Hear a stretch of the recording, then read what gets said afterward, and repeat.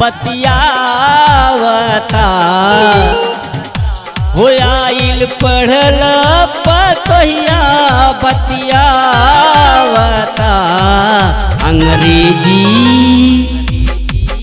अंग्रेजी में हमके वो गरियावता अंग्रेजी में हमके वो गरियावता।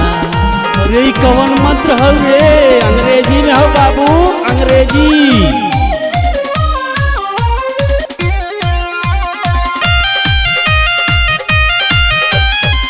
हो सवेरे हिट यू सबही के ऊ बोलेली सबही के ऊ बोलेली हो सबही के ऊ बोलेली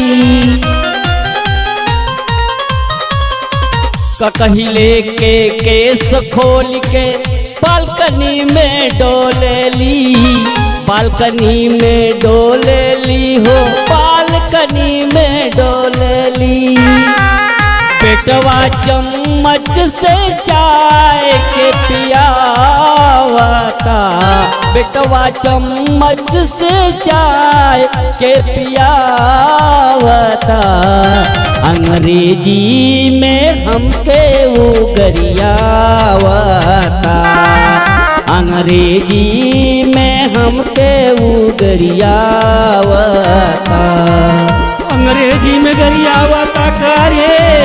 हाँ बाबू पढ़ा लिखल लिया है ना भोगा।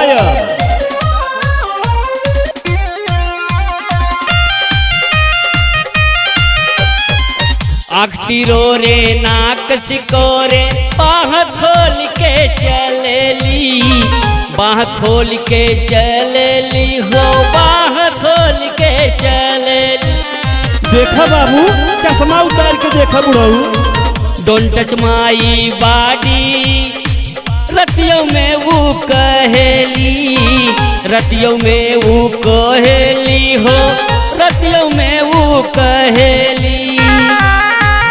आग झगड़ा वाली घर में लगावता आग झगड़ा वाली घर में लगावता अंग्रेजी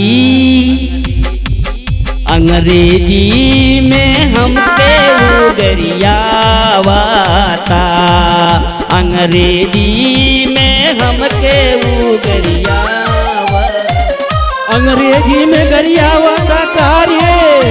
हाँ सुनो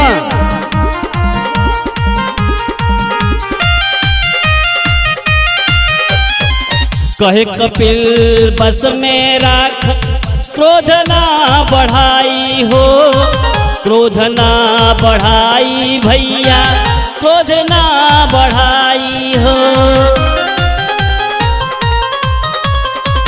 MA पास की लड़की कैले बा पढ़ाई हो कैले बा पढ़ाई भैया कैले बा पढ़ाई हो।